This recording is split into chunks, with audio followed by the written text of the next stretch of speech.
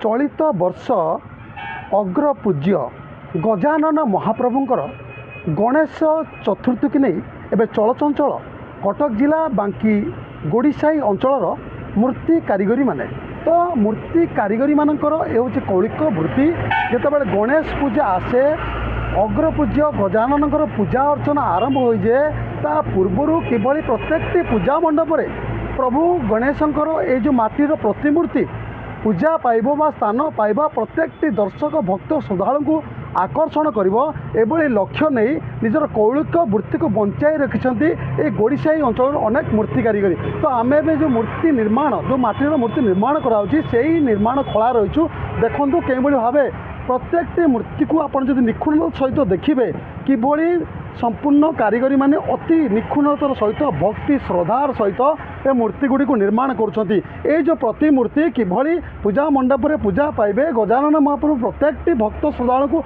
आशीर्वाद देवे तो ये लक्ष्य नहीं ये निष्ठापर भाव नहीं संपूर्ण लगी पड़ती ये मूर्ति कारीगरी माने तो आपन को जो विजुआल देखा देखु केवल बजरंगी जी रही हनुमान महाप्रभु संपूर्ण गजानन को निज कोले परिधान करपटे आप अनेक प्रतिमूर्ति देखिए जो प्रतिमूर्ति अति लोभनीय और आकर्षणीय कर तो ये प्रतिमूर्ति निर्माण पर एम दीर्घ 2 मास तलू एवं परिश्रम लगी तो देखो जो मूर्ति कारीगर रही देखो स्पष्ट चित्र मुझे देखेबी तो देखो किभली से लगी पड़ती प्रत्येक समय दिन राति एक करी संपूर्ण लगी पड़ती किभली हूँ प्रभुंकर जो मूर्ति निर्माण कराऊँगी किभली संपूर्ण लोभकर किभली मूर्ति गुड़िक संपूर्ण आकर्षण किभली भक्त श्रद्धालुंकर जो समागम हम से किभली यह अति आकर्षण कर दिन राति एक करी प्रत्येक मूर्ति कारीगरी माने निजर कौलिक वृत्ति की बंचाई रखी लगी पड़ते जितेबाला गणेश चतुर्थी पूजा आसे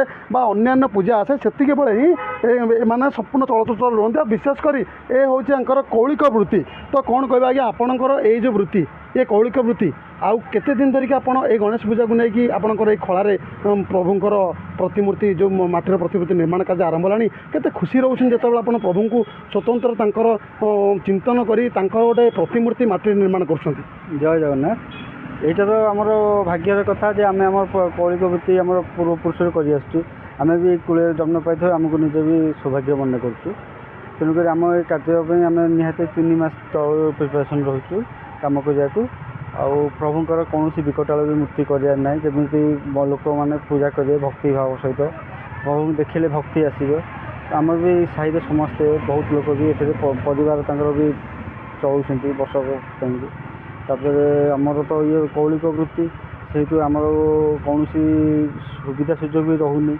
आम इंफ्रास्ट्रक्चर डेवलपमेंट करने भी सरकार भी कौन आम साहय भी रखुना तेणुक आमको जेकोसी जिनस आम किणुच बहुत कष्ट भी पड़े महंगा भी दिन दिन हो जाए से तुलन में कौन पारिश्रमिक जी आसा कथा आसुनी तथा आम सुख दुखे भले चलुँ तो गोटे पटे आपणकर ये जो कौलिक वृत्ति तो अन्यपटे प्रभुंकर अति ध्यानर सहित प्रभु को अति निजर भावी आप जो प्रतिमूर्ति निर्माण कर चलित वर्ष विशेषकर कौ प्रतिमूर्ति स्थान पाइब जहाँ संपूर्ण पूजा बजार दर्शक भक्त श्रद्धालु प्रत्येक व्यक्ति को आकर्षण कर देखो आमर महावीर क्लब अच्छी नूतन महावीर ना इमेज से मूर्ति विग्रह निर्माण कर महावीर कोल गौरी नंदन को स्थापन कर आहरी सेपटे रोचे महादेव को जेहेतु गौरीनंदन पिता भी रोचे पछपटे आशीर्वाद करना मूर्ति रही मूषा भक्त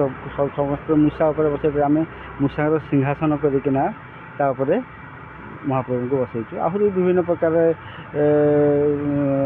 डिजाइन रोचे मूर्ति कि कौन माने जमी विकटाल मूर्ति रही कि कौन अपाश्चात्य जो टाइप जिनसटा माने प्रभु को जब देखिले भक्ति आसो से टाइप मूर्ति कर सीधा सड़क जड़े कारीगर प्रतिक्रिया शुणुते आम आउ कि कारीगर प्रतिक्रिया ना पूर्व देखूँ कारीगर मैंने कौली भाव संपूर्ण लगी पड़ती प्रत्येक समय प्रत्येक दिन राति एक करी संपूर्ण कारीगर मैंने निज निजर काम लगी पड़ते किभली गणेश पूजा जितेबाला आसो प्रत्येक पूजा मंडप प्रतिमूर्ति स्थान पाऊ प्रत्येक दर्शक भक्त श्रद्धालु को हाथ या प्रतिमूर्ति आकर्षण करूँ एभली लक्ष्य रखी एठी पूजा जो खला रही କରାଯାଇଛି ଯେଉଁଠି ମୂର୍ତ୍ତି ନିର୍ମାଣ କରାଯାଉଛି ଯେଉଁ ଖଳା ରହୁଛି ଗଣେଶ ମହାପ୍ରଭୁଙ୍କର ଯେଉଁ ପ୍ରତିମୂର୍ତ୍ତି ନିର୍ମାଣ କରାଯାଉଛି ଏହାକୁ ନେଇ ସମ୍ପୂର୍ଣ୍ଣ ଚଳଚଞ୍ଚଳ ରହିଛନ୍ତି ଏହି ମୂର୍ତ୍ତି କାରିଗରୀମାନେ। ତ ଏ ସ୍ପଷ୍ଟ ଚିତ୍ର ଆମେ ଦେଖାଉଛୁ।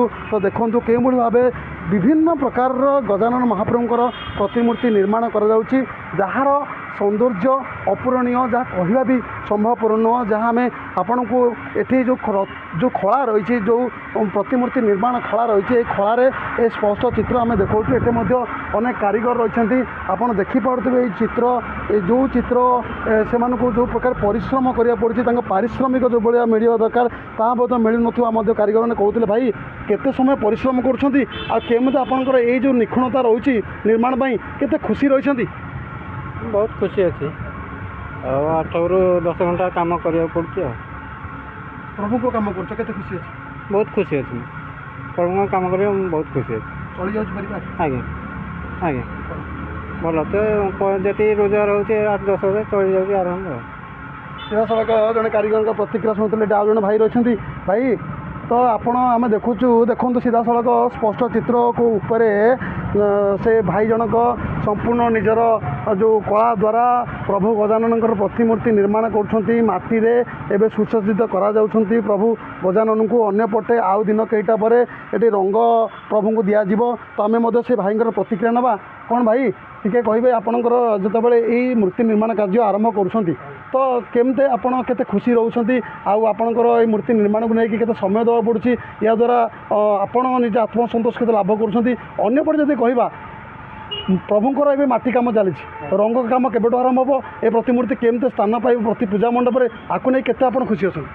ମୂର୍ତ୍ତି କାମ ଆମେ 15 ବର୍ଷ ହେଲାଣି କାମ କରୁଛି ନିଜେ। ଆଉ 22 ତାରିଖରେ ଖଡ଼ି ହେବ, 24 ତାରିଖରେ ରଙ୍ଗ ହେବ। ତ ଗୋଟେ ପଟେ ଆପଣଙ୍କର ଏଇ ଯେଉଁ ମୂର୍ତ୍ତି କାରିଗରୀ ଆପଣମାନେ, ତ ଆପଣମାନେ ଯେତେବେଳେ ଏ କାମ କରୁଛନ୍ତି ଆପଣଙ୍କୁ କେତେ ଖୁସି ଆଣିଦେଉଛି? ବହୁତ ଖୁସି ଲାଗୁଛି। କ'ଣ ଚାହୁଁଛନ୍ତି ସରକାରଙ୍କଠୁ କ'ଣ ସୁବିଧା ମିଳୁଛି? ସରକାର ଟିକେ ଯଦି କହନ୍ତେ ବହୁତ ସୁବିଧା ଦେବାକୁ ଟିକେ ଖୁସି। ସେପଟେ ପୂଜା ବଜାରରେ ଆଙ୍କର ହାତ ତିଆରି ଯେଉଁ ମୂର୍ତ୍ତି ଗଜାନନ ମହାପ୍ରଭୁଙ୍କର ନିର୍ମାଣ କରାଯାଇଛି ଏହା ବେଶ୍ ସମସ୍ତଙ୍କୁ ଆକୃଷ୍ଟ କରିବ। ଅନ୍ୟପଟେ ବେଶ୍ 2 ପଇସା ରୋଜଗାର ହେବ ବୋଲି ଆଶା ବାନ୍ଧିଛନ୍ତି এই ଗୋଡ଼ିସାହି ଅଞ୍ଚଳର ମୂର୍ତ୍ତି କାରିଗରୀମାନେ। କଟକ ଜିଲ୍ଲା ବାଙ୍କିର ଗୋଡ଼ିସାହି ଅଞ୍ଚଳରୁ ମନୋଜ କୁମାର ଦଳେଇ, ନକ୍ଷତ୍ର ନ୍ୟୁଜ୍।